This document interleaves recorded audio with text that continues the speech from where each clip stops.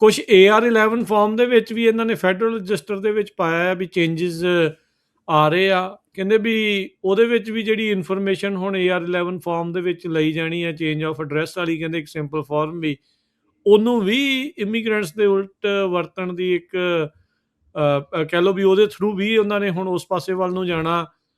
Public benefits ਦਾ ਕਹਿੰਦੇ ਵੀ ਕਾਫੀ ਜ਼ਿਆਦਾ ਹੁਣ ਉਹ ਮੰਗ ਕਰ ਰਹੇ ਵੀ ਤੁਸੀਂ ਕੋਈ Medicaid, snap, food assistance, WIC ਕੋਈ ਇੱਦਾਂ ਦੀਆਂ ਚੀਜ਼ਾਂ ਤਾਂ ਨਹੀਂ ਲਈਆਂ ਸੀ। ਤੁਹਾਡੀ ਸਕੂਲਿੰਗ ਇਨਫੋਰਮੇਸ਼ਨ, ਇੰਪਲੋਇਰ ਇਨਫੋਰਮੇਸ਼ਨ, ਕਾਫੀ ਜ਼ਿਆਦਾ ਹੁਣ ਇਨਫੋਰਮੇਸ਼ਨ ਕਹਿੰਦੇ ਵੀ ਉਹ ਲੈ ਰਹੇ ਹੈਗੇ ਆ ਤੇ ਇਨਫੋਰਸਮੈਂਟ ਦੇ ਲਈ ਇਹਨਾਂ ਨੇ ਵਰਤਣੀ ਆ। ਹਾਂਜੀ, ਸੋ AR11 ਦੀ ਕਰਦੇ ਪਹਿਲਾਂ ਗੱਲ ਜੀ। AR11 ਸੋ ਇਹ ਰਿਐਲਿਟੀ ਹੈਗੀ ਆ। ਸੋ ਆਪਣੀ ਕਮਿਊਨਿਟੀ ਦੇ ਵਿੱਚ ਜਿਹੜਾ ਐਡਰੈਸ ਵਾਲਾ ਜਿਹੜਾ ਘਪਲਾ ਹੈਗਾ ਉਹਨੂੰ ਲੋਕੀ ਘਪਲਾ ਮੰਨਦੇ ਹੀ ਨਹੀਂ ਹੈਗੇ। ਉਹ ਨੋਰਮ ਸਮਝਦੇ ਉਹਨੂੰ, ਭਾਵੇਂ ਜਿੰਨਾ ਮਰਜ਼ੀ ਵਕੀਲ ਕਹੀ ਜਾਵੇ ਕਿ ਨਹੀਂ ਐਡਰੈਸ ਸਹੀ ਹੋਣਾ ਚਾਹੀਦਾ, ਸਹੀ ਹੋਣਾ ਚਾਹੀਦਾ। 4-5 ਸਾਲ ਤੋਂ ਆਪਾਂ ਕਹਿ ਰਹੇ ਸਹੀ ਹੋਣਾ ਚਾਹੀਦਾ, ਪਰ ਹੁੰਦਾ ਨਹੀਂ। ਬੰਦਾ ਰਹਿ ਕਿਤੇ ਰਿਹਾ, ਜਵਾਕ ਕਿਤੇ ਹੋਇਆ, ਸ਼ਹਿਰ ਹੈਲਥ ਇੰਸ਼ੋਰੈਂਸ ਕਿਤੇ ਦੀ ਚੱਲਦੀ ਆ, ਡਰਾਈਵਰ ਲਾਇਸੈਂਸ ਕਿਤੇ ਹੋਰ ਉਹਦਾ ਵਾ, ਕਿ ਡਰਾਈਵਰ ਲਾਇਸੈਂਸ ਮੈਂ ਚੇਂਜ ਕੀਤਾ ਤੇ ਮੇਰਾ ਨਵਾਂ ਰਿਨਿਊ ਨਹੀਂ ਹੋਣਾ। ਮਤਲਬ ਕਿ ਸਾਰੇ ਰੈਕਡ ਜਿਹੜੇ ਇਨਕਨਸਿਸਟੈਂਟ, ਟੈਕਸ ਰਿਟਰਨ ਕਿਸੇ ਹੋਰ ਸਟੇਟ ਦੀ ਫਾਈਲ ਕੀਤੀ ਆ। ਸੋ ਇਦਾਂ ਦੇ ਜਿਹੜੇ ਸੀਗੇ, ਜਿਹੜਾ ਟੈਕਸ ਵਾਲਾ ਪ੍ਰਪੇਅਰ ਆ ਉਹ ਹੋਰ ਹਿਸਾਬ ਨਾਲ ਕਰਦਾ, ਜਿਹੜਾ ਵਰਕ ਪਰਮਿਟ ਆ ਉਹਨੇ ਕੁਝ ਹੋਰ ਫਾਈਲ ਕਰਤਾ, ਵਕੀਲ ਜਿਹੜਾ ਕਿਤੇ ਕੇਸ ਅਸਾਈਲਮ ਦਾ ਲੱਗਾ ਉਹ ਕਿਤੇ ਹੋਰ ਲੱਗਾ। ਸੋ ਮਤਲਬ ਕਿ ਲੈ ਦੇ ਕੇ ਜਿਹੜਾ ਹੈਗਾ ਐਡਰੈਸ ਵਾਲੀ ਜਿਹੜੀ ਚੀਜ਼ ਹੈਗੀ ਆ ਉਹ ਚੀਜ਼ ਤੋਂ ਬਾਹਰ ਨਹੀਂ ਆਪਣੀ ਕਮਿਊਨਿਟੀ ਜਿਹੜੀ ਆ ਪਈ। ਮਤਲਬ ਜਿਹੜੇ ਹਿਸਾਬ ਨਾਲ ਵਿਚਰੀ ਦਾ ਹੁਣ ਉਤੋਂ ਦੀ ਸਮਝ ਆਉਂਦਾ ਕਿ 50, 60, 70% ਜਿਹੜਾ ਇਦਾਂ ਹੀ ਹੈਗਾ ਕਿ ਇਹ ਐਡਰੈਸ ਐਡਰੈਸ ਵਾਲੇ ਘਪਲੇ ਹੈਗੇ ਆ।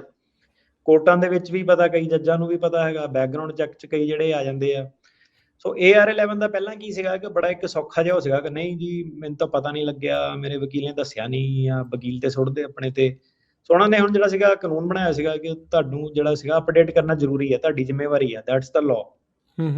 ਵਕੀਲ ਦੱਸੇ ਭਾਵੇਂ ਨਾ ਦੱਸੇ, ਦੈਟਸ ਦਾ ਲਾਅ। ਉਹਨਾਂ ਨੇ ਲਾਅ ਹੀ ਬਣਾਤਾ ਕਿ ਮਿਸਡਮੀਨਰ ਜਿਹੜਾ ਹੋਣਾ ਪਨਿਸ਼ੇਬਲ ਬਾਏ $5000, 6 ਮਹੀਨੇ ਸਜ਼ਾ ਉਹਦੀ ਹੋ ਸਕਦੀ ਆ।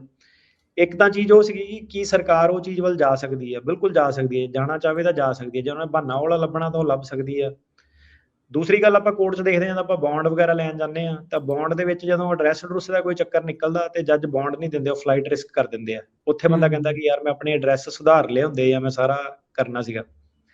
ਸੋ ਜਿਹੜਾ ਐਗਜ਼ਿਸਟਿੰਗ AR11 ਫਾਰਮ ਹੈਗਾ ਉਹ ਬੇਸਿਕਲੀ ਨਵੇਂ ਐਡਰੈਸ ਦੀ ਨਾ ਅਪਡੇਟ ਮੰਗਦਾ ਸੀ ਕਿ ਨਵਾਂ ਐਡਰੈਸ ਅਪਡੇਟ ਕਰ ਦਿਓ। ਉਹਦੇ ਵਿੱਚ ਕੁਛ ਇਦਾਂ ਦਾ ਨਹੀਂ ਸੀਗਾ ਕਿ ਕਦੋਂ ਮੂਵ ਹੋ ਗਏ, ਕਿੱਥੇ ਮੂਵ ਹੋ ਗਏ, ਕਿਉਂ ਹੋ ਗਏ। ਸੋ ਜੇ ਇਹ AR11 ਨੂੰ ਆਪਣੇ ਅਪਡੇਟ ਕਰਦੇ ਆ ਕਿ ਨਹੀਂ ਤੁਸੀਂ 5-6 ਆਪਣੇ ਸਾਲ ਦਾ ਭਰੋ ਜਾਂ ਤੁਸੀਂ ਹੁਣ ਡੇਟ ਭਰੋ ਕਦੋਂ ਤੋਂ ਮੂਵ ਹੋਏ ਆ ਉੱਥੇ, ਸੋ ਫਿਰ ਉਹ ਇੱਕ ਸਿੰਪਲ ਜਿਹਾ ਫਾਰਮ ਨਹੀਂ ਰਹਿ ਜਾਣਾ AR11। ਤੁਹਾਡੇ ਕੋਲ ਹੁਣ ਇੱਕ ਵਿੰਡੋ ਆਫ ਅਪਰਚੂਨਿਟੀ ਜਿਹੜੀ ਹੈਗੀ ਆ, ਆਪਣੇ ਆਪਣੇ ਐਡਰੈਸ ਇਹਨੂੰ ਸਹੀ ਕਰੋ।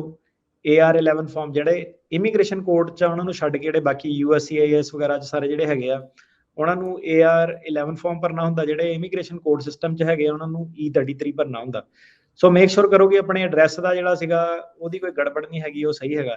ਤੇ ਜ਼ਿਆਦਾਤਰ ਲੋਕ ਇਹ ਚੀਜ਼ ਤੋਂ ਭੱਜਦੇ ਇਸ ਕਰਕੇ ਆ, ਦੋ ਕਾਰਨਾਂ ਕਰਕੇ, ਕਿ ਨਹੀਂ ਮੈਨੂੰ ਜੱਜ ਨਾ ਮਾੜਾ ਆ ਜਾਵੇ, ਨਹੀਂ ਮੇਰੇ ਕੇਸ ਤੇ ਕੋਈ ਹਰਕਤ ਨਾ ਹੋ ਜਾਵੇ, ਨਹੀਂ ਮੇਰਾ ਲਾਇਸੈਂਸ ਨਾ ਚਲਾ ਜਾਵੇ। ਤੇ ਪਰ ਇਹ ਆ ਕਿ ਜਿਹੜਾ ਐਡਰੈਸ ਵਾਲਾ ਜਿਹੜਾ ਐਂਡ 'ਚ ਜੱਜ ਨੇ ਹੀ ਪੁੱਛਣਾ ਕਿ ਤੂੰ ਪਹਿਲਾਂ ਕਿਉਂ ਨਹੀਂ ਅਪਡੇਟ ਕੀਤਾ ਸੀਗਾ। ਸੋ ਆਪਣੇ ਆਪਣੇ ਐਡਰੈਸ ਜਿਹੜੀ ਰਿਕੁਆਇਰਮੈਂਟ ਲੀਗਲ ਇਹੀ ਹੈ ਕਿ 5 ਦਿਨਾਂ 'ਚ ਅਪਡੇਟ ਜਿਹੜਾ ਹੋਣਾ ਚਾਹੀਦਾ। ਡਰਾਈਵਰ ਲਾਇਸੈਂਸ ਤੁਹਾਡੇ ਜਿੱਥੇ ਹੈਗੇ ਆ ਉੱਥੇ ਤੁਹਾਡੇ DMV ਦੇ ਕਾਨੂੰਨਾਂ ਦੇ ਹਿਸਾਬ ਨਾਲ ਉਹ ਤੁਹਾਡੇ ਅਪਡੇਟ ਹੋਣੇ ਚਾਹੀਦੇ ਆ 5-10 ਦਿਨਾਂ 'ਚ, ਜਿੰਨਾ ਵੀ ਉਹ ਟਾਈਮ ਤੁਹਾਨੂੰ ਦਿੰਦੇ ਆ।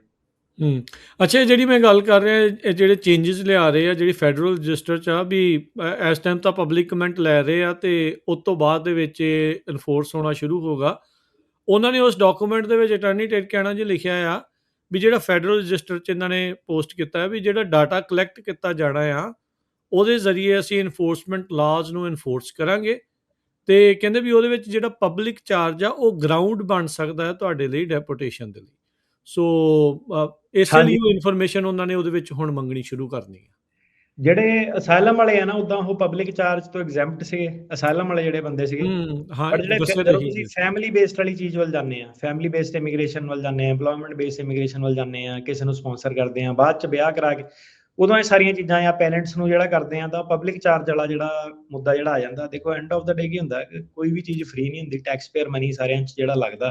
ਤੇ ਇਹਨਾਂ ਦੇ ਆਪ ਦੇ ਵੀ ਬਹੁਤ ਮਸਲੇ, ਇਹਨਾਂ ਦੇ ਆਪ ਦੇ ਸਕੂਲ ਸਿਸਟਮ ਵਗੈਰਾ ਇਹ ਉਹ ਸਾਰਾ। ਤਾਂ ਉਹਨਾਂ ਦਾ ਇੱਕ ਪੁਆਇੰਟ ਹੈਗਾ ਕਿ ਟੈਕਸ ਪੇਅਰ ਦੀ ਜਿਹੜੀ ਸਪੈਂਡਿੰਗ ਆ ਉਹ ਅਮਰੀਕਨ ਸਿਟੀਜ਼ਨ ਵੱਲ ਕਿਉਂ ਨਹੀਂ ਜਿਹੜੀ ਹੋਣੀ ਚਾਹੀਦੀ।